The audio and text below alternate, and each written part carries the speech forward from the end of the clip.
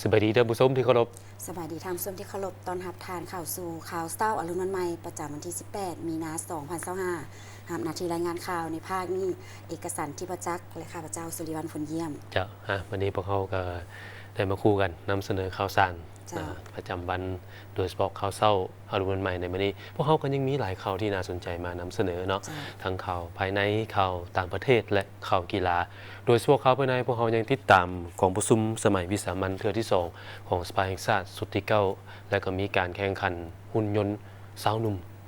ของประเทศลาวครั้งที่2แต่วันนี้พวกเขาไปเริ่มที่ไข่กองประชุม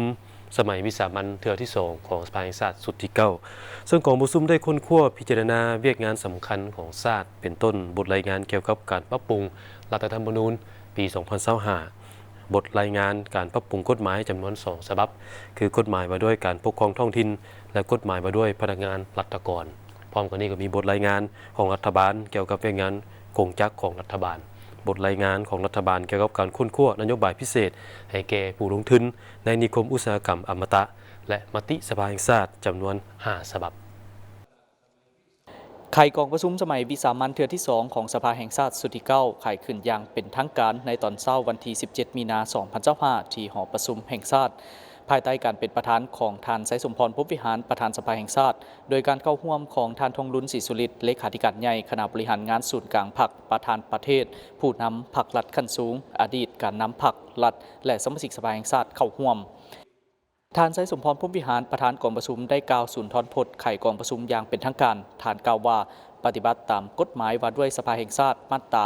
61 เกี่ยวกับการดำเนินกองประชุมสมัยวิสามัญของสภาแห่งชาติและตามการตกลงของคณะประจำสภาแห่งชาติโดยชุมไซจะตั้งผันขยายมติกองประชุมใหญ่ครั้งที่ 11 ของพรรคมติกองประชุมครบคณะสมัยวิสามัญของคณะบริหารงานศูนย์กลางพรรคสมัยที่ 11 เข้าในทุกของเขตเวียกงานว่าด้วยความห้าวหันและเป็นขบวนการพร้อมกันกักเกียมให้แก่การเฉลิมฉลอง 3 วันประวัติศาสตร์ของพรรคของชาติปี 2025เป็นปีม่วนท้ายของสภาแห่งชาติสุดที่9สภาแห่งชาติได้เอาใจใส่เพิ่มทวีการจัดตั้งปฏิบัติพระบทบาทสิทธิและหน้าที่ที่ได้กำหนดไว้ในรัฐธรรมนูญและให้ปรากฏผลสำเร็จอย่างจบงามถึงว่าในท่ามกลางสภาพแวดล้อมของพรรคพืชและสากลพวมมีการพันแปรไปอย่างซับซ้อนว่องไวสลับซับซ้อนคาดคะเนได้ยากส่งผลกระทบโดยกงต่อบรรดาประเทศในโลกรวมทั้งสาธารณรัฐประชาธิปไตยประชาชนลาวบวกกับความยุ่งยากทางด้านเศรษฐกิจการเงินที่แก่ยาวมาหลายปีส่งผลกระทบโดยกงต่อการพัฒนาเศรษฐกิจสังคมการดำรงชีวิตของพนักงานราชการทหารตำรวจและประชาชนประดับเผ่าในขอบเขตทั่วประเทศในเงื่อนไขดังกล่าวด้วยความพยายามเอาใจใส่นำพาซี่นำของคณะบริหารงานศูนย์กลางพรรคการเฮ็ดเวียกร่วมกันอย่างใกล้ชิดในการแก้ไขปัญหาที่เข่งข้อนต่างๆระหว่างสภาแห่งชาติรัฐบาลและด้วยความสู่ซนบุกบืนของทั่วระบบการเมืองโดยเฉพาะแมนสภาประชาชนขันแขวงและองค์การปกครองทุกขั้นบวกใส่ความสามัคคีเป็นจิตหนึ่งใจเดียวของประชาชนประดับเผ่าและการสู่ซนของทุกภาคธุรกิจได้เฮ็ดให้บรรดามาตรการแก้ไขความยุ่งยากด้านเศรษฐกิจการเงินได้รับการจัดตั้งปฏิบัติอย่างจริงจังได้รับผลสำเร็จหลายด้านเฮ็ดให้เศรษฐกิจของประเทศสืบต่อมีการขยายตัวในทางบวกบรรดาคาดหมายทางด้านเศรษฐกิจสังคมสามารถบรรลุได้ตามแผนเป็นส่วนใหญ่และคาดหมายจำนวนหนึ่งสามารถปฏิบัติได้ลื่นแผนที่เป็นการประกอบส่วนสำคัญให้ประเทศชาติสืบต่อมีเสถียรภาพทางด้านการเมืองสังคมมีความสงบการดำเนินกองประชุมสมัยวิสามัญเทื่อที่2ของสภาแห่งชาติสุดที่9ในครั้งนี้ด้านหนึ่งก็เป็นการปฏิบัติพระบทบาทสิทธิหน้าที่ของสภาแห่งชาติตามที่กำหนดไว้ในรัฐธรรมนูญและกฎหมายว่าด้วยสภาแห่งชาติอีกด้านหนึ่งก็เป็นความพยายามหรือความอาศัยของสภาแห่งชาติในการจัดตั้งพันขยายแนวทางนโยบายเปลี่ยนแปลงใหม่ของพรรคให้เป็นละเอียดเข้าในเนื้อในของรัฐธรรมนูญกฎหมายเพื่อสืบต่อสร้างรัฐที่ปกครองโดยกฎหมายเข้าสู่บัดเก่าใหม่เหตุการณ์คุ้มครองรัฐคุ้มครองเศรษฐกิจสังคมโดยกฎหมายมีประสิทธิภาพประสิทธิผลสูงขึ้นเรื่อยๆกองประชุมสมัยวิสามัญเทื่อที่2ของสภาแห่งชาติครั้งนี้จะได้พิจารณารับห้องปัญหาสำคัญพื้นฐานของประเทศชาติดังนี้ 1. พิจารณารับห้องรัฐธรรมนูญฉบับปรับปรุงปี 2025 2. พิจารณารับห้องการปรับปรุงกฎหมายจำนวน2ฉบับคือกฎหมายว่าด้วยการปกครองท้องถิ่นกฎหมายว่าด้วยพนักงานราชการ 3. ค้นคว้านโยบายให้แก่ผู้ลงทุนในนิคมอุตสาหกรรมจำนวนหนึ่ง 4. พิจารณาคำเสนอของท่านนายกรัฐมนตรีเกี่ยวกับการปรับปรุงกงจักรของรัฐบาลกองประชุมสมัยวิสามัญเทื่อที่ 2 ของสภาแห่งชาติสุดที่9ครั้งนี้ได้พิจารณาหับพ้องหลายปัญหาที่สำคัญจำเป็นและหีบด่วนของประเทศชาติ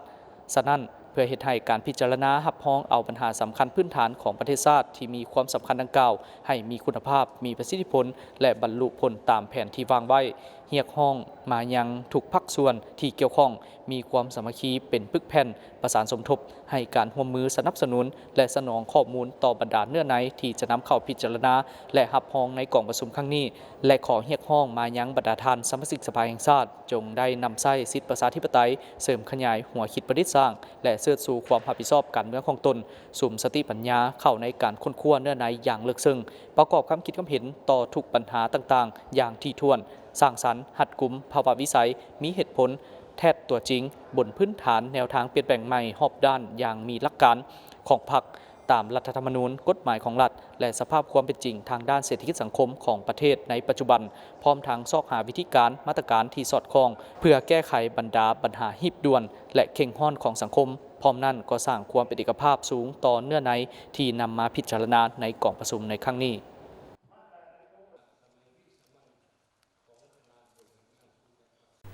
ในตอนเช้าวันที่ 17 มีนาคม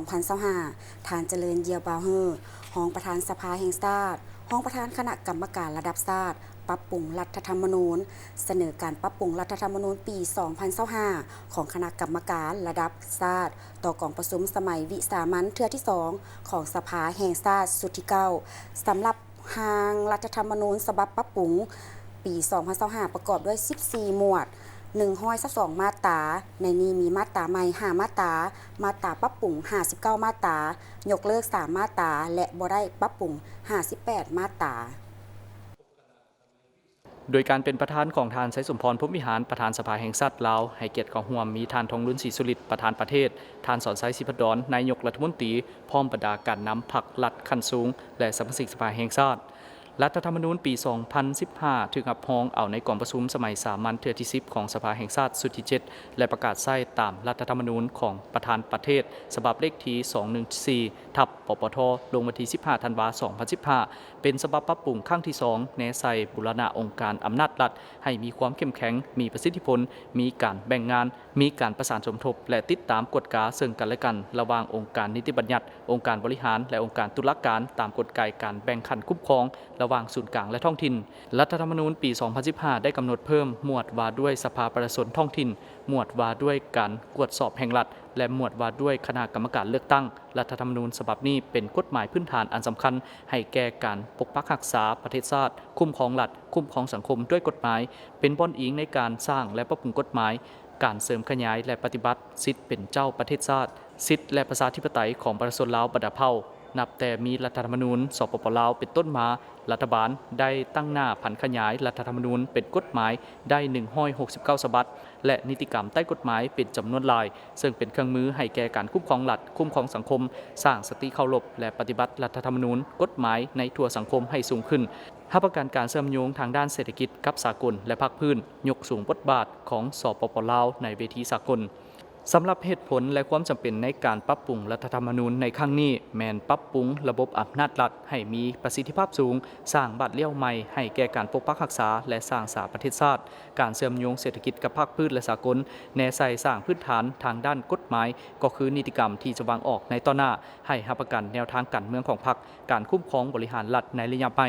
ปรับปรุงบางหมวดบางมาตราเพื่อรับประกันหรือรองรับแนวทางการเมืองของพรรคและแนวทางการจัดตั้งปฏิบัติการคุ้มครองบริหารรัฐระยะใหม่ก็คือแนวทางเปลี่ยนแปลงใหม่ในต่อหน้าโดยเฉพาะในระยะสมัยที่ 12 ของพรรคภายหลังรัฐธรรมนูญฉบับปี 2025 ถือหับพ้องประกาศใช้จะมีผลดังนี้ 1. เป็นบทอิงในการเคลื่อนไหวปฏิวัติสิทธิและหน้าที่ของระบบอำนาจแห่งรัฐก็คือระบบการเมืองประชาธิปไตยประชาชนของประเทศเฮาให้มีประสิทธิภาพประสิทธิผลโดยเฉพาะการปรับปรุงขันการปกครองท้องถิ่นให้สอดคล้องตามมติ05และแทนเหมาะกับสภาพขยายตัวทางด้านเศรษฐกิจสังคมในระยะใหม่ 2. เป็นพื้นฐานสำคัญและจำเป็นให้แก่การสืบต่อสร้างปรับปรุงกฎหมายนิติกรรมไต้กฎหมาย ให้เป็นระบบครบสุดสอดคล้องกับหน้าที่การเมืองของพรรคในระยะใหม่และเน่สร้างรัฐประชาธิปไตยให้เป็นรัฐที่ปกครองด้วยกฎหมายสุภาพใหม่3เป็นบอดอิงให้เกี่ยวกันที่สำคัญในเกี่ยวกันโฆษณาเผยแพร่ศึกษาอบรมเพื่อสร้างสติเคารพและปฏิบัติรัฐธรรมนูญกฎหมายในทั่วสังคมให้สูงขึ้นหับประกันการเสริมกระจายและปฏิบัติสิทธิเป็นเจ้าประเทศชาติสิทธิและประชาธิปไตยของประชาชนบรรดาเผ่า4เป็นการยกสูงฐานะบทบาทของสาธารณรัฐประชาธิปไตยประชาชนลาวอยู่ในเวทีสากลในพรรคพืชสำหรับร่างรัฐธรรมนูญฉบับปี 2025 ประกอบด้วย 14 หมวด 122 มาตรา ในนี้มีมาตราใหม่ 5 มาตรา สามารถปรับปรุง 59 มาตรา ยกเลิก 3 มาตรา และบ่ได้ปรับปรุง 58 มาตรา การปรับปรุงรัฐธรรมนูญในครั้งนี้เป็นครั้งที่ 3 โดยสุมใส่ปฏิบัติตามความจริงใจซี่นำของมติกองประชุมครบคณะบริหารงานศูนย์กลางพรรคครั้งที่ 9 สมัยที่ 11ภายหลังรับฟังการรายงานทางรัฐธรรมนูญประธานกองประชุมก็ได้มีคำถามจอจิ้มและให้ที่ชี้นำในการค้นคว้าประกอบคำคิดคำเห็นของบรรดาท่านสมาชิกสภาแห่งชาติ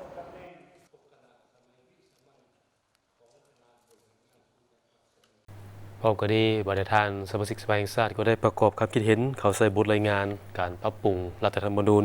ฉบับปี 2025 ส่วนหลายได้ให้ความเห็นโดยเฉพาะมันเห็นดีทางด้านคณะกรรมการระดับชาติปรับปรุงรัฐธรรมนูญแต่ก็ยังมีบางวรรคที่จะต้องได้ตัดออกเนาะและก็เพิ่มเข้าเติมบางเนื้อในอยู่บรรดาหมวดภาคและมาตราจำนวนหนึ่งภายหลังได้รับฟังการรายงานการปรับปรุงรัฐธรรมนูญปี 2025 จากทางคณะกรรมการระดับชาติปรับปรุงรัฐธรรมนูญแล้วประธานกองประชุมได้มีคำเห็นจอจิ้มเพื่อให้ทิศชี้นำในการค้นคว้าประกอบความคิดความเห็นของบรรดาท่านสมาชิกสภาแห่งชาติใส่บทรายงานการปรับปรุงรัฐธรรมนูญส่วนหลายแล้วการประกอบความเห็นของบรรดาท่านสมาชิกสภาแห่งชาติแสดงความสมเชยต่อทางคณะกรรมการระดับชาติปรับปรุงรัฐธรรมนูญได้มีการค้นคว้ารัฐธรรมนูญฉบับปรับปรุงปี 2025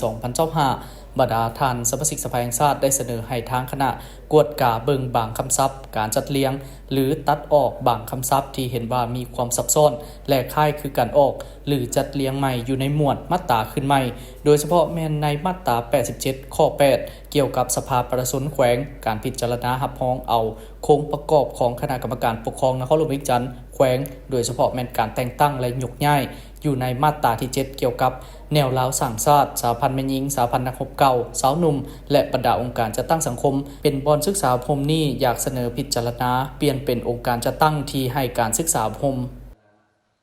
สภาประชาชนแขวงนี้โดยพื้นฐานสมาชิกสภาแห่งชาติแต่หลายท่านก็ได้มีคำเห็นไปแล้วในกองประชุมยกสูงแต่ข้าพเจ้ามาเบิ่งอยู่ในนี้ก็ยังหลายอันที่จะต้องได้มีคำเห็นแลกเปลี่ยนจุดที่1แล้วมันข้อที่8นี้การพิจารณารับรองโครงประกอบโครงจักรของคณะกรรมการปกครองและนครหลวงแขวงการแต่งตั้งและการยกย้ายนี้ข้าพเจ้าเสนอให้เพิ่มว่าพิจารณารับรองเอาการเสนอโครงประกอบโครงจักรให้เพิ่มว่าการเสนอข้อที่9เป็นว่าสรุปรายงานสภาพการจัดตั้งปฏิบัติเวียงงานหอบด้านของท้องถิ่นให้คันถึงทับตนอย่างเป็นปกติข้าพเจ้ายักเพิ่มอยู่บนว่า ให้รายงานคันถึงทับตนและสภาประชาชนแขวงเพราะว่าสภาประชาชนแขวงเขาจะบ่เป็นสายตั้งขององค์การปกครองพร้อมนั้นบรรดาสมาชิกสภาแห่งชาติได้ยกให้เห็นด้านโครงสร้างของรัฐธรรมนูญด้านคำนำนับแต่การกำหนดนั้นเห็นว่ามีความเหมาะสมแล้วละบ่และด้านอื่นอีกจำนวนหนึ่งเพื่อเฮ็ดให้รัฐธรรมนูญฉบับปรับปรุงมีความสมบูรณ์แท้เหมาะกับสภาพและถูกจัดตั้งปฏิบัติมาตราที่7อยู่ในมาตราที่7นี้เนาะเขียนไว้ว่าแนวลาวสร้างชาติสหพันธ์นักรบเก่าลาวสหพันธ์กรรมบาลลาวสหพันธ์แม่หญิงลาวคณะสาวหนุ่มประชาชนปฏิวัติลาวและบรรดาองค์การจัดตั้งสังคมเป็นบอนศึกษาอบรมอยู่บอนเขียนคำว่าเป็นบอนศึกษาอบรมนี้ข้าพเจ้าอยากเสนอพิจารณาให้เปลี่ยนเป็นว่าเป็นองค์การจัดตั้งที่ให้การศึกษาอบรมและก็ต่อไปเนาะอันที่1นี่มันข้าพเจ้าอยากมีคำเห็นอยู่ในคำนำนี้ในคำนำนี้ข้าพเจ้าในวรรคที่1นี้ข้าพเจ้าเอกภาพโดยเฉพาะมันนับแต่ การเขียนเริ่มต้นนับแต่เป็นเวลาหลายพันปีมาแล้วประชาชนลาวบรรดาเผ่าได้ดำรงคงตัวและขยายตัวอยู่บนดินแดนอันแสนหักแห่งนี้ครับเจ้าส้มเชยหลายคณะอภิสอบระดับศาสตร์ที่ได้ใส่คำศัพท์ว่าดำรงคงตัวอันนี้มันกวมรวมหมดทั้งดำรงชีวิตทั้งได้เฮ็ดให้คงอยู่รักษาอยู่ให้มั่นคงอันนี้มันกวมรวมที่สุดครับเจ้าสนับสนุนแต่ว่าเพื่ออยากให้มันชัดเจนขึ้นคักขึ้นกว่านี้ครับเจ้ามาเห็นอยู่ในประโยคต่อลงมาเริ่มแต่กลางศตวรรษที่14เป็นต้นมาบรรพบุรุษของพวกเฮาโดยเฉพาะเจ้าผางุมได้พาประชาชนเฮาก่อตั้งและสร้างประเทศลาวล้านสร้างให้เป็นเอกภาพและเจริญรุ่งเรืองตัวนี้ข้าพเจ้าอยากตั้งขึ้นเพื่อให้ทางคณะพิสอบรับศาสตร์ได้พิจารณาตื่มเพราะว่าการก่อตั้งและสร้างเนี่ยความหมายอยากขายเคียงกัน รัฐธรรมนูญปี 2015 ถือกับพ้องเอาในกองประชุมสมัยสามัญเทื่อที่ 10 ของสภาแห่งชาติสุดที่ 7 และประกาศใช้ในปี 2015 แนใส่บูรณะองค์การอำนาจรัฐให้มีความเข้มแข็งมีประสิทธิผลมีการแบ่งงานมีการประสานสมทบและติดตามกฎกาซึ่งกันและกันระหว่างองค์การนิติบัญญัติองค์การบริหารและองค์การตุลาการตามกลไกการแบ่งขันคุ้มครองระหว่างศูนย์กลางและท้องถิ่นนับแต่มีรัฐธรรมนูญสาธารณรัฐประชาธิปไตยประชาชนลาวเป็นต้นมารัฐบาลได้ตั้งหน้าผัดขยายรัฐธรรมนูญเป็นกฎหมายได้จำนวน169ฉบับและนิติกรรมใต้กฎหมายเป็นจำนวนลงลายที่เป็นเครื่องมือให้แก่การคุ้มครองรัฐคุ้มครองสังคมสร้างสติเคารพและปฏิบัติรัฐธรรมนูญกฎหมายในทั่วสังคมให้สูงขึ้นหาประกันการเชื่อมโยงทางด้านเศรษฐกิจกับสากลและภาคพื้นยกสูงบทบาทของสาธารณรัฐประชาธิปไตยประชาชนลาวในเวทีสากลสำหรับร่างรัฐธรรมนูญฉบับปรับปรุงปี 2025 ประกอบด้วย14หมวด122มาตราในนี้มีมาตราใหม่5มาตรามาตราปรับปรุง59มาตรายกเลิก3มาตราและบ่ได้ปรับปรุง58มาตราการปรับปรุงรัฐธรรมนูญครั้งนี้เป็นครั้งที่3โดยสุมใส่ปฏิบัติตามความจริงใจชี้นำของมติของประชุมครบคณะบริหารงานศูนย์กลางพรรคครั้งที่9สมัยที่11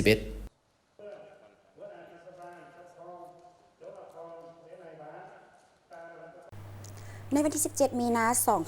2025 กระทรวงการต่างประเทศได้จัดพิธีปาฐกถาวันสร้างตั้งพรรคประชาชนปฏิวัติลาวครบรอบ 70 ปี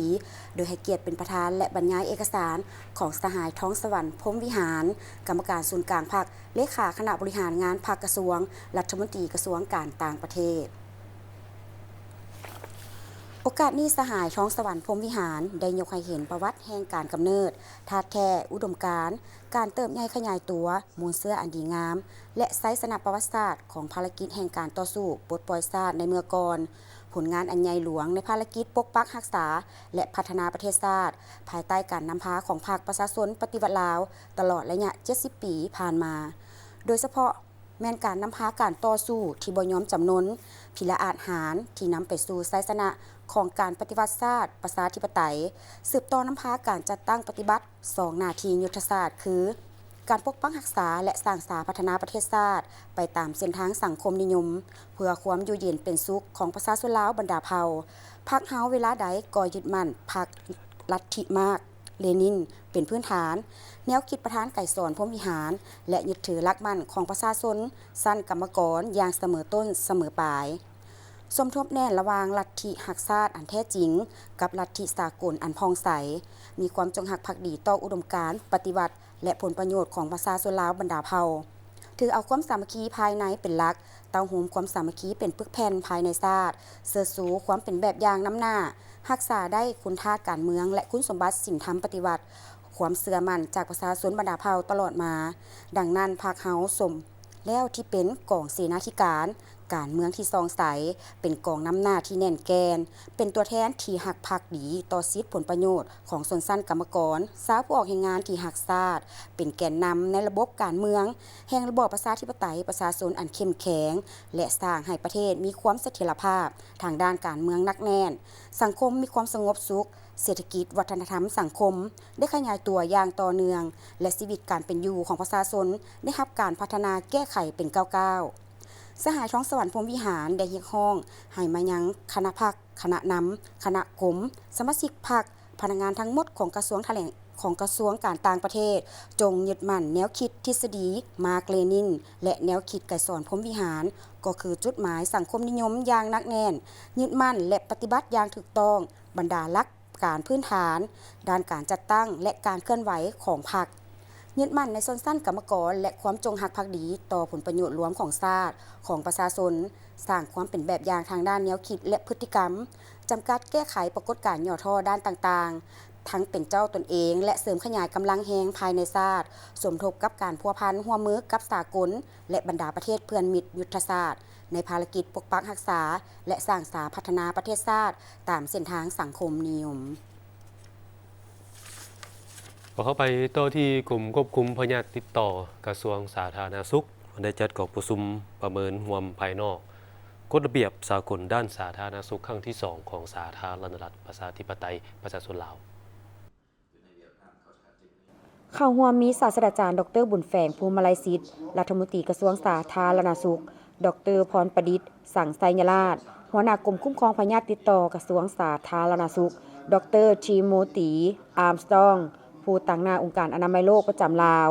ที่ปรึกษาองค์การอนามัยโลกของการประเมินรวมภายนอกและภาคส่วนเกี่ยวข้องกองประชุมครั้งนี้จุดประสงค์ก็เพื่อทบทวนคืนขีดความสามารถของประเทศในการจัดตั้งปฏิบัติกฎระเบียบสากลด้านสาธารณสุขโดยการมีส่วนร่วมของหลายแขนงการคือนับแต่กฎระเบียบสากลด้านสาธารณสุขได้ถูกรับรองจากองค์การอนามัยโลกในปี 2005 บรรดาประเทศสมาชิกขององค์การอนามัยโลกที่เป็นคู่ร่วมภาคี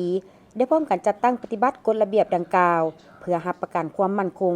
ทางด้านสุขภาพและเป็นระเบียบการที่เรียกร้องให้ทุกประเทศภาคีพร้อมกันจัดตั้งปฏิบัติเพื่อเกี่ยมความพร้อมในการรับมือกับการระบาดของพยาธิและเหตุการณ์ฉุกเฉินด้านสาธารณสุขโดยเฉพาะแม่นการป้องกันพยาธิระบาดระหว่างประเทศสาธารณรัฐประชาธิปไตยประชาชนลาวก็เป็นหนึ่งในประเทศภาคีที่ได้รับรองเอากฎระเบียบดังกล่าวมาจัดตั้งปฏิบัติโดยได้มอบให้กรมควบคุมพยาธิติดต่อเป็นจุดประสานงานแห่งชาติเพื่อประสานงานแลกเปลี่ยนข้อมูลด้านการระบาดพยาธิและภัยอันตรายด้านสุขภาพกับสากลการจัดตั้งการประเมินระยะผ่านมามันพวกเฮาได้จัดครั้งทำอิฐแม่นปี 2017 ครั้งนี้เป็นครั้งที่2เนาะ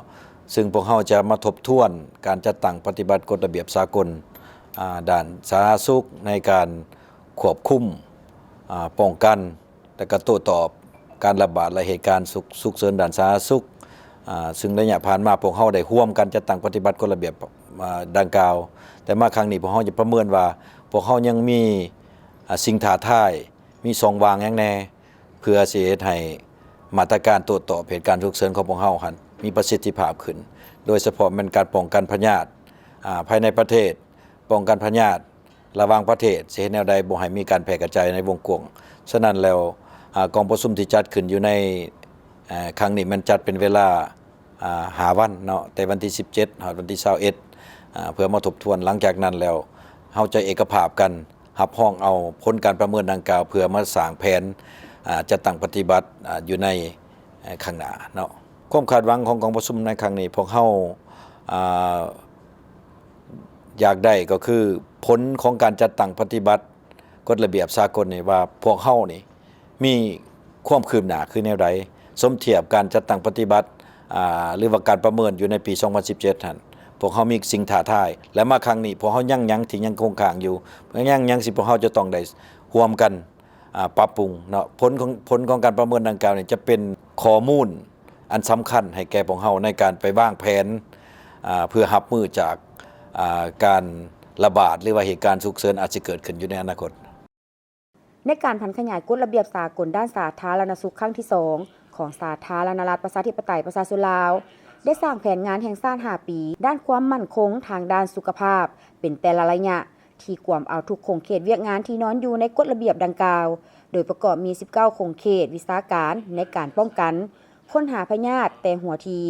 การโต้ตอบการระบาดภัยข่มขู่ต่อสุขภาพและเหตุการณ์ฉุกเฉินด้านสาธารณสุขต่างๆซึ่งแต่ละโครงเขตย่อยก็ได้พันขยายสร้างยุทธศาสตร์และแผนงานละเอียดเพื่อเสริมสร้างขีดความสามารถในโครงเขตเวียกงานของตนเองซึ่งสาธารณรัฐประชาธิปไตยประชาชนลาวก็ได้มีการประเมินตนเองในการจัดตั้งปฏิบัติกฎระเบียบสากล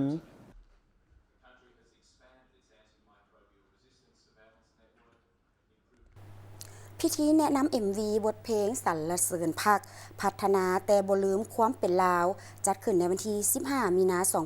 2025ที่โรงแรม Holiday Inn นครหลวงเวียงจันทน์มีท่านนางใบคำคติยะรัฐมนตรีกระทรวงแรงงานและสวัสดิการสังคมท่านบอแสงคำวงดาราอดีตรัฐมนตรีกระทรวงแถลงข่าววัฒนธรรมและท่องเที่ยวที่ปรึกษากิตติมศักดิ์โครงการคณะดนตรีบรรเลงประสานเสียง The Press New เวียงจันทน์ท่านวันศรีโกมัวรองรัฐมนตรีกระทรวงแถลงข่าววัฒนธรรมและท่องเที่ยวเข้าร่วมในพิธีท่านนางมุกดาวันคัทธิยะประธานโครงการและผู้บริหารคณะดนตรีบรรเลงประสานเสียง The Pianist เวียงจันทน์ได้กล่าวว่าคณะดนตรีบรรเลงประสานเสียง The Pianist เวียงจันทน์ได้รับการสร้างตั้งขึ้นในปี 2020 ในกลุ่มคนที่มีจิตใจมักหักเสียงดนตรีจึงได้พร้อมพากันยกสูงพัฒนาเครื่องดนตรีลาวนำเสนอในรูปแบบสากลมาผสมผสานเฮ็ดให้คนต่างประเทศได้สัมผัสกับความสวยงามอันเป็นเอกลักษณ์ของดนตรีลาวและเฮ็ดให้คนได้เข้าถึงดนตรีแบบประยุกต์นอกจากนี้ยังเป็นการส่งเสริมการท่องเที่ยวลาวสร้างผลงานการถ่ายทำวิดีโอเพลงที่ได้เลือกเอาสถานที่ท่องเที่ยวทางประวัติศาสตร์ที่สำคัญในประเทศลาวเพื่อเป็นการประกอบส่วนสุขยู่การท่องเที่ยวลาวด้านการนุ่งถือถึงว่าจะนุ่งถือแบบสากลประยุกต์ทันสมัยแต่ก็ยังได้ยกสูงถึงความสำคัญของการอนุรักษ์ผ้าไหมลาวพร้อมทั้งส่งเสริมนักศิลปินลาวทุกแขนงนอกนี้ผลงานเพลงยังได้สอดแทรกแนวความคิดความเสมอภาพบทบาทหญิงชายโดยผ่านการนำเสนอการแสดงของแม่หญิงลาวถือว่าหาเบิ่งได้ยากในยุคสมัยนี้ภายหลังที่ได้นำเอาบทเพลงบุญคุณผักและเพลงแดนแห่งอิสระมาประพันธ์ดนตรีใหม่และเผยแพร่ในปี 2021 ได้รับเสียงตอบรับความย่องยอสมเสยอย่างล้นหลายจากสังคมทางภาครัฐเอกชนรวมถึงองค์การจัดตั้งสากลในปี 2022 ถึง 2024 โครงการได้แสดงคอนเสิร์ตร่วมกับทางสถานทูตฝรั่งประจำลาวในปี 2024 ได้สำเร็จการจัดงานคอนเสิร์ตของตนเองข้างทมิตรซึ่งได้รับการตอบรับและมีผู้เข้าชมหลายกว่า500 คนในนั้นโครงการแม่นได้ส่งนักแสดงนักร้องนักเปียโนแสดงอยู่ภายในและต่างประเทศกองประชุมอาเซียนและอื่นๆส่วนการแนะนำบทเพลงสรรเสริญผักที่เป็นบทเพลงของทานศรีสนะศรีสารเป็นผู้ประพันธ์เป็นบทเพลงที่ยิ่งใหญ่ของบรรพบุรุษลาวนำมาประดิษฐ์ดนตรีใหม่ในครั้งนี้จะเฮ็ดให้บทเพลงอมตะได้หวนคืนมีชีวิตชีวาและเพื่อให้วัยหนุ่มลาวรุ่นต่อๆไปได้รับฟังและเรียนรู้บทเพลงที่มีมูลเชื่อปฏิบัติลาวท่านนางเวียงพรแก้วคุณศรีหัวหน้าแผนกแถลงข่าววัฒนธรรมและท่องเที่ยวนครหลวงเวียงจันทน์ได้กล่าวว่าการแนะนำ MV บทเพลงสรรเสริญผักวงดนตรีบรรเลงประสานเสียง The Pianist ลาวในครั้งนี้จุดประสงค์ก็เพื่อเป็นการคำนับหับต้น3วันประวัติศาสตร์ก็คือวันยึดอำนาจ23 สิงหาและกองประชุมใหญ่ของพรรคให้มีบรรยากาศที่คึกคืนมวลซืนเพื่อส่งเสริมวัฒนธรรมและศิลปะดนตรีให้ได้รับการปกปักรักษาพัฒนาและสืบทอดจากหุ้นคนสู่หุ้นคนในเวทีการแสดงที่มีคุณค่าและเอกอ้างความภาคภูมิใจเพื่อส่งเสริมก่อสร้างพัฒนาทรัพยากรมนุษย์ศิลปินที่มีความรู้ความสามารถให้ยืนยงยกสูงคุณค่าของศิลปินลาวโดยเฉพาะแม่นการแสดงดนตรีประสานเสียงผ่านบรรดาบทเพลงมูลเสื้อปฏิบัติอันมีชีวิตชีวาให้สังคมได้รับรู้บทเพลงที่ได้นำเสนอในครั้งนี้เป็นหนึ่งใน9บทเพลงที่อมตะนำมาแสดงในกิจกรรมคำนับหับต้น3วันประวัติศาสตร์ซึ่งกิจกรรมเฉลิมฉลอง3วันประวัติศาสตร์และวันยึดอำนาจ23 สิงหาที่นครหลวงเวียงจันทน์ได้แบ่งออกเป็น2ระยะคือพิธีครั้งนี้ได้แนะนำบทเพลงสรรเสริญผักออกสู่สังคมผ่านสื่อต่างๆที่ส่องแสงให้เห็นถึงผลงานภายใต้พรมทุงใสของผักในภารกิจปกปักรักษาพัฒนาประเทศชาติและพัฒนานครหลวงเวียงจันทน์ที่เป็นหมากหัวใจของทัวร์ชนชาติลาวทางชาติและระยะที่2แม่นเป็นกิจกรรมคำนับหับต้อนเฉลิมฉลอง3วันประวัติศาสตร์และติดพันกับวันยึดอำนาจทั่วประเทศซึ่งแบ่งออกเป็น2กิจกรรมย่อยก็คือกิจกรรมวางแสดงรูปภาพประวัติศาสตร์23 สิงหาคมรอบ50 ปีอยู่ที่สวนประตูไซ ซึ่งจัดขึ้นในกลางเดือนสิงหา2025ที่จะมาถึงและกิจกรรมแสดงดนตรีประสานเสียงของดนตรีบรรเลงประสานเสียงเดอะเปียนิสต์เวียงจันทร์บทเพลงมูลเสื้อปฏิบัติในหัวข้อสรรเสริญผักซึ่งบทเพลงที่จะนำมาแสดงแมนมี9บทเพลงก็คือจำป่าเมืองลาวบุญคุ้นผักแดนแห่งอิสระเสียงแคนลาวคิดฮอดซ้ำเหนือบ้านแม่เฮาทรงพรปีใหม่เย็นสบายซาวนาและบทเพลงสรรเสริญผักซึ่งประกอบด้วยนักดนตรีที่มีชื่อเสียงส่วนสถานที่จัดการแสดงแมนยูที่หอวัฒนธรรมแห่งชาติคาดคะเนจะได้จัดขึ้นในวันที่22สิงหาคม2025โดยรวมแล้วบทเพลงสรรเสริญผักจะเป็นบทเพลงหนึ่งที่จะสร้างความประทับใจและความเบิกบานมวลซืนสีแดงแห่งทุงปฏิบัติให้กับผู้ที่เข้าชมด้วยบรรยากาศที่มวลซืนพอเข้าไปต่อที่เปิดสุดฝึกอบรมเวียกงานจัดตั้งให้แก่พนักงานรัฐกรกลุ่มจัดตั้งพนักงานห้องว่าการศูนย์กลางพรรคซึ่งมาจัดขึ้นวันที่17วันที่28มีนาคมนี้เพื่อจะตั้งไปขยายบรรดาหน้าเวียก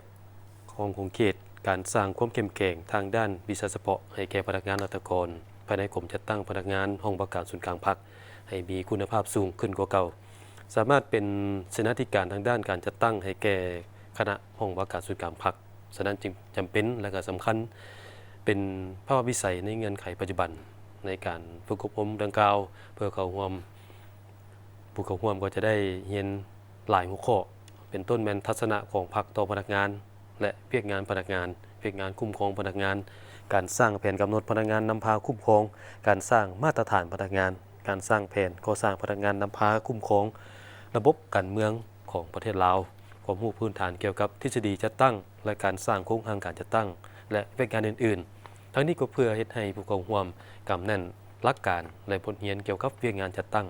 ตั้งหน้าค้นคว้าหำเฮียนและปันขยายเนื้อในจากบทเรียนในการฝึกอบรมเข้าสู่ลงหลักตัวจริงพร้อมทั้งนำไปมูลไส้เขาในหน้าที่เวียกงานอย่างประดิษฐ์คิดสร้างในต่อหน้า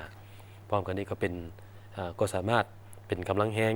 แข็งแกร่งด้านเสนาธิการเวียกงานจัดตั้งให้แก่ห้องว่าการศูนย์กลางพรรคในต่อหน้าให้เกิดประโยชน์สูงสุดให้เกียรติกล่าวเปิดสุดฝึกอบรมครั้งนี้โดยท่านคำผาพิมพ์สอนห้องหัวหน้าห้องว่าการศูนย์กลางพรรคซึ่งสุดฝึกอบรมดังกล่าวจะดำเนินเป็นเวลา10 วันจนถึงวันที่28มีนาคมนี้จึงจะสำเร็จพนักงานอ้อมข้างกระทรวงแถลงข่าววัฒนธรรมและท่องเที่ยวสร้างขบวนการออกแห่งงานรวมต้อนรับวันสร้างตั้งพรรคประชาชนปฏิวัติลาวครบรอบ70 ปีในตอนเช้าวันที่16มีนาคมนี้กระทรวงแถลงข่าววัฒนธรรมและท่องเที่ยวได้จัดกิจกรรมออกแห่งงานรวมปัดกวดเก็บเมียนขี้เหงื่ออยู่แคมป์ทางโดยเริ่มต้นจากจุด4แยกไฟแดงวัดอินแปงลงไปตามถนนเศรษฐาธิราชฮอด4แยกไฟแดงห้องหมอมโหสถเพื่อคำนับรับต้อนวันสร้างตั้งพรรคประชาชนปฏิวัติลาวครบรอบ70 ปีโดยมีบรรดาหัวหน้ากรมห้องกรมหัวหน้าแผนกห้องแผนกพนักงานรัฐกรอ้อมข้างกระทรวงแถลงข่าววัฒนธรรมและท่องเที่ยวพร้อมด้วยบรรดากระทรวงองค์การแขนงการธนาคารที่ได้เข้าร่วมกันอย่างฟดฟื้นการสร้างกระบวนการออกแห่งงานในครั้งนี้เป็นการเต้าโฮมหักแน่นความสามัคคีภายในกระทรวงองค์การให้แน่นแฟ้นขึ้นเรื่อยๆเพื่อคำนับรับต้อนวันสร้างตั้งพรรคประชาชนปฏิวัติลาวครบรอบ70 ปีที่จะมาถึงนี้ให้เป็นการฟดฟื้นทั้งเป็นการประกอบส่วนเฮ็ดให้ตัวเมืองในนครหลวงเวียงจันทน์มีความสะอาดงามตาและมีเสน่ห์โดยปฏิบัติตามคำขวัญ6 สของนครหลวงเวียงจันทน์วางออกโดยเฉพาะสสะอาดสเสน่ห์สสีเขียวสสีวิไลให้ปรากฏผลเป็นจริงเทื่อละก้าวพอเข้าไปเบิ่งการแข่งขันหุ่นยนต์สาวหนุ่มของลาวครั้งที่2ซึ่งจัดขึ้นเพื่อให้นักเรียนมีเวทีกล้าแสดงออกให้ได้แสดงความรู้ความสามารถโดยสปอร์ตแมนให้นักเรียนมีประสบการณ์ทางด้านการออกแบบการนำใช้เทคโนโลยีคณิตศาสตร์วิทยาศาสตร์หรือเอิ้นว่า STEM ซึ่งจัดขึ้นวันที่15มีนาคมผ่านมาอยู่นครหลวงเวียงจันทน์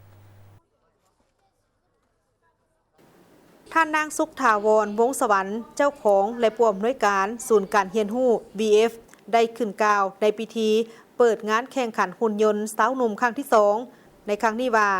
การศึกษา STEM ผ่านหุ่นยนต์แม้นมีความสำคัญหลายสำหรับประเทศลาว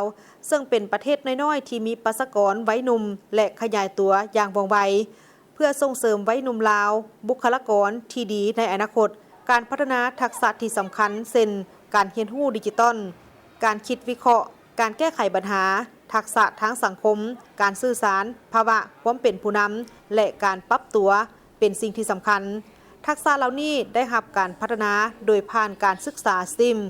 และจะกะเกียมให้เขาเจ้ามีความพร้อมในอาชีพใดที่เลือกโดยใช้ความคิดสร้างสรรค์และนวัตกรรม สบายดีมื้อนี้แม่นพวกเราได้จัดการแข่งขันเอิ้นว่า Lao Youth Robot Competition ปี 2025 การแข่งขันหุ่นยนต์สาวหนุ่มแห่งชาติลาว ในมื้อนี้ความสำคัญในการจัดงานของพวกเราแม่นพวกเราอยากสร้างเวทีให้กับนักเรียนนักศึกษาได้มาแสดงความรู้ความสามารถของเขาเจ้าในด้านการศึกษา STEM ผ่านการสร้างหุ่นยนต์พวกเราอยากเน้นว่า STEM ศึกษาสำคัญและจำเป็นในชีวิตประจำวันและในการประกอบอาชีพของนักเรียนนักศึกษาของพวกเราในโลกปัจจุบันนี้เจ้า การแข่งขันหุ่นยนต์สาวหนุ่มลาวครั้งที่2แม้นมีจุดประสงค์เพื่อแนะสาเหตุให้นักเรียนมีประสบการณ์ STEM ผ่านการแข่งขันหุ่นยนต์ที่ม่วนซื่นซึ่งมีหลายภาคส่วนที่ได้เข้าร่วมเช่นนครหลวงเวียงจันทน์แขวงหลวงพระบางประเทศไทยและประเทศอินโดนีเซียซึ่งเป็นการส่งเสริมการร่วมมือกันในต่อหน้าพร้อมทั้งเป็นการเปิดโอกาสให้กับวัยหนุ่มได้แสดงออกถึงแนวความคิดความฝันและทักษะของเขาเจ้าบาดีซื้อลินหลานแมนแบงค์ซื้อหลานแมนไซโซและกาดน้ำสกุลลูกแมนซีซักดาหลาน9 ปีลูกมาแข่งขันเพื่อเอาเรียนอย่างก็ได้ลูกมีความมั่นใจ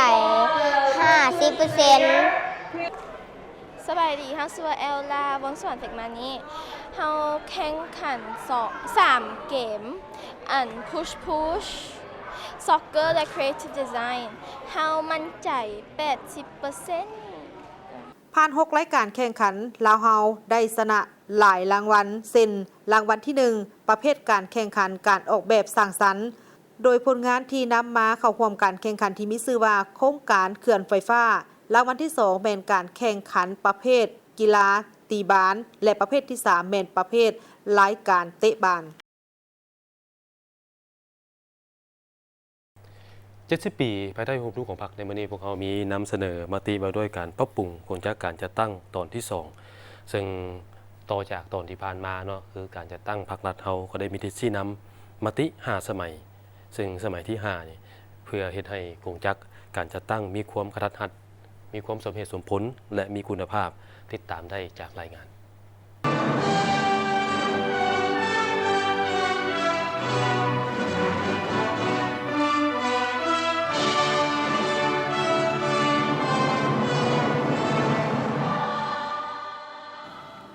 นับแต่กองประชุมใหญ่ครั้งที่5ของพรรคเป็นต้นมาโดยเฉพาะมติ5สมัยที่5ได้มีทิศชี้นำปรับปรุงกลไกของทุกขั้นทุกแขนงการให้กระทัดรัดสมเหตุสมผลและเอาคุณภาพเป็นต้นต่อผ่านการปรับปรุงตัวจริงด้วยการยุบโฮมกระทรวงองค์การบรรดากรมและแผนกเข้ากันไปมาหลายเทื่อแต่สิ่งที่สำคัญแม่นกลไกสวยเวียกของบรรดากระทรวงองค์การและท้องถิ่นมีลักษณะเพิ่มขึ้นมาถึงปัจจุบันยังบ่ทันมีการหันเปลี่ยนเพราะเท่าใดกงจักยังใหญ่โตบ่เป็นไปตามทิศกระทัดรัดสมเหตุสมผลและมีประสิทธิภาพหรือทิศกระทัดรัดโรงเรียนมีประสิทธิภาพและเข้มแข็งได้อย่างแท้จริงฮอดปี 2024กงจักการจัดตั้งอยู่ขั้นศูนย์กลางมีทั้งหมด47ภาคส่วน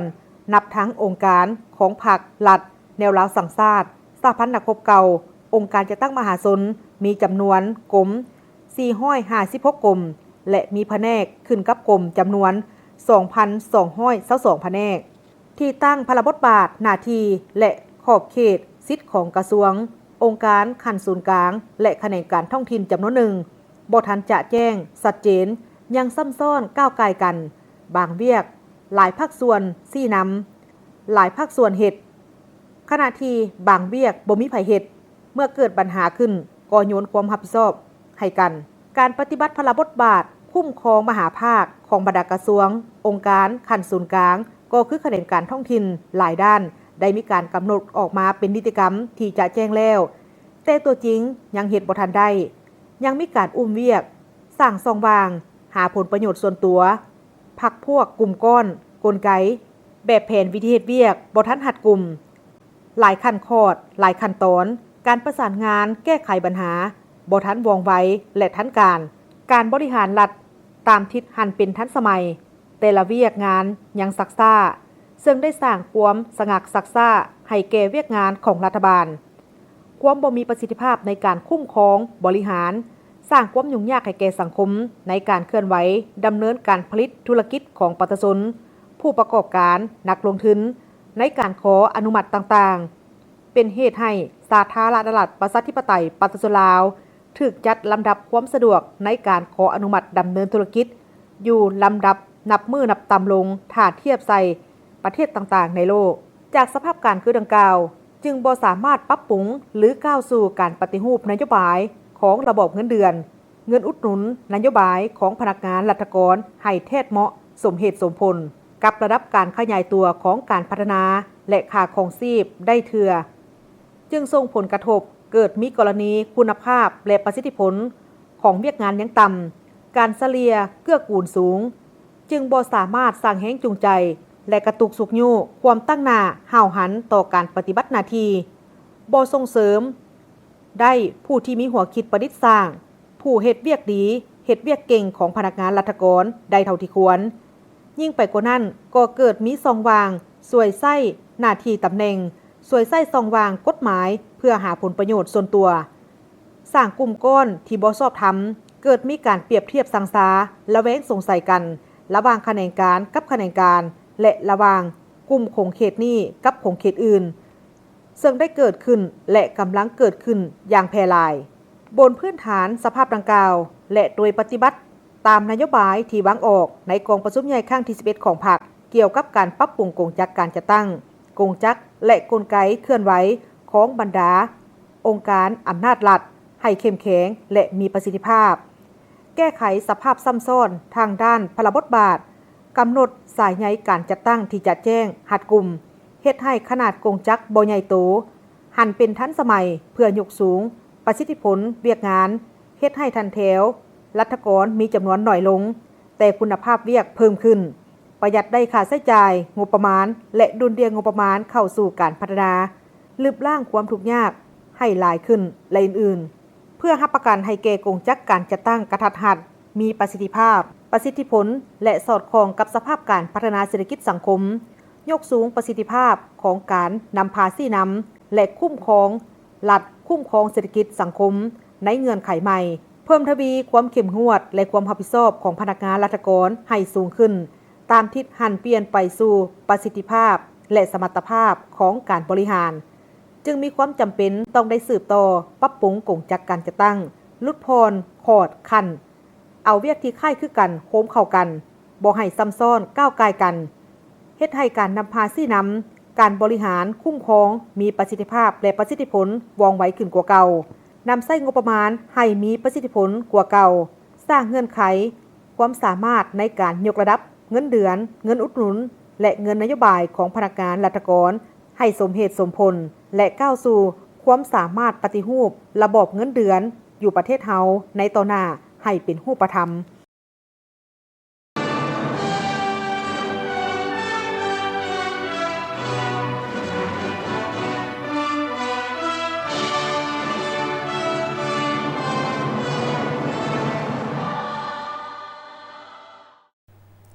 ท่านผู้ชมมาที่กิจกรรมที่ทางสถานีของพวกเราจัดขึ้นก็คือถามตอบคำถามใน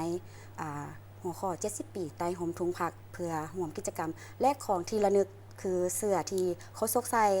สำหรับท่านใดที่ตอบถูกเป็นคนแรกก็จะได้รับเสื้อไป1 ผืนสำหรับท่านที่ตอบในลำดับต่อมาแม่นทางเขาจะซุ่มเพื่อเลือกผู้โชคดีรับรางวัลเสื้อ1 ผืนเช่นเดียวกันจะพวกเขาไปเบิ่งคำถามที่ได้ถามในมือล่าสุดเนาะผ่านมากับผู้ที่ตอบถูกจะมีการเฉลยและแจ้งผู้ที่ตอบถูกตอบไวได้ครับเสื้อที่1จากพวกเขาเจ้าสำหรับคำถามมีอยู่ว่าการเปลี่ยนแปลงใหม่รอบด้านมีหลักการของพรรคจักหลักการข้อ1คือ4หลักการกกขอไข่คือ5หลักการและขอ6หลักการคำตอบที่ถูกต้องพวกเขาหมายเกี่ยวคือขอควายคือ6หลักการสำหรับผู้ที่ตอบถูกและเฮ็ดตามกติกาแต่ครับเสือจากพวกเขาทานพิษที่ตอบมาไวถูกต้องและเฮ็ดตามกติกานั่นก็คือทาน บุญนุ่มหวนมงคุณนะอันนี้มันซื้อ Facebook ทานบุญนุ่มหวนมงคุณถ้ามาติดตามอยู่พวกเขาก็สิได้ให้ทีมงานติดต่อไปหาเนาะท่านผู้ที่ตอบถูกตอบได้ไวที่สุดและถูกตามกติกาหมดทุกอย่างจะได้รับเสื้อที่หนึ่งจากพวกเขาส่วนท่านอื่นๆที่ตอบถูกห้องลงมาอาจจะเป็นเอาซานหนึ่งเนาะต่อผู้ที่2ผู้ที่3ผู้ที่4พวกเขาจะมาซุ่มหาผู้โชคดี1ทานได้รับเสื้ออีก1ผืนนั่นก็คือทานแสงพลไซสีวิสัยนะทีมข่าวพวกเขาจะติดต่อไปหาสำหรับกติกาพวกเขาแจ้งตื่นมาหนึ่งเนาะมื้อนี้พวกเขาก็จะตั้งคำถามตื่นเพราะระยะนี้พวกเขาตอบทุกมื้อเสลยทุกมื้อให้เสื้อทุกมื้อว่าจะเนาะกติกาพวกเขาคือพออ่านคำถามไปเนาะทานตอบคำถามทานตอบคำถามแล้วทานก็อย่าลืมกดไลค์กดแชร์แล้วก็แคปหน้าจอแล้วก็ส่งมาที่กองข้อความพวกเขาไม่เชิญเชื่อฮันพวกเขาจะเบิ่งมาทานถือตามกติกาหรือบ่สำคัญมันตอบถือน้ำบ่สิเนาะเขาก็จะมอบเสื้อที่หนึ่งให้กับทานสำหรับคำถามในวันนี้มีดังนี้เนาะรัฐธรรมนูญฉบับทำอิฐของสาธารณรัฐประชาธิปไตยประชาชนลาวประกาศใช้วันที่เดือนปีใดทวนคำถามอีกเทื่อนึงเนาะรัฐธรรมนูญฉบับทำอิฐของสาธารณรัฐประชาธิปไตยประชาชนลาวประกาศใช้วันที่เดือนปีใดซึ่งมีคำตอบให้เลือก3คำตอบก็คือกคือ15กันยาปี1995ขอไข่คือ15สิงหาปี1991และข้อที่3ขอคือ15ตุลาปี1995ทานคีบาคำตอบได้ถูก3คำตอบนี้ส่งมาไว้ถูกต้องมีโอกาสได้ครับคนมูเลยเสือแต่อย่าลืมเฮ็ดตามกติกาของพวกเราเนาะก็คือกดไลค์กดแชร์กดติดตามตอบคำถามส่งลงในคอมเมนต์ของเพจของพวกเราคือเพจข่าวโทรภาพแห่งชาติลาวหรือข่าวทสลเพื่อหับของรางวัลที่ทางสถานีเราจัดไว้พวกเขาแจกจนฮอดวันที่22มีนาพอดีกงกับมือสร้างตั้งผัก70ปีพวกเขาไปต่อข่าวอีกมื้อนึงที่น่าสนใจเนาะยังมีข่าวจะเพิ่นนึงอีกจะเอามาที่เสน่ห์สิ้นตามุกการรักษาเทคนิคการตำลายตามุกในวันที่14มีนาคม2025ที่ผ่านมาที่ศูนย์พัฒนาฝีมือแห่งงานและจัดหางานบ้านห้วยหงหอมกับสมาคมหัตถกรรมลาวและโครงการ SDC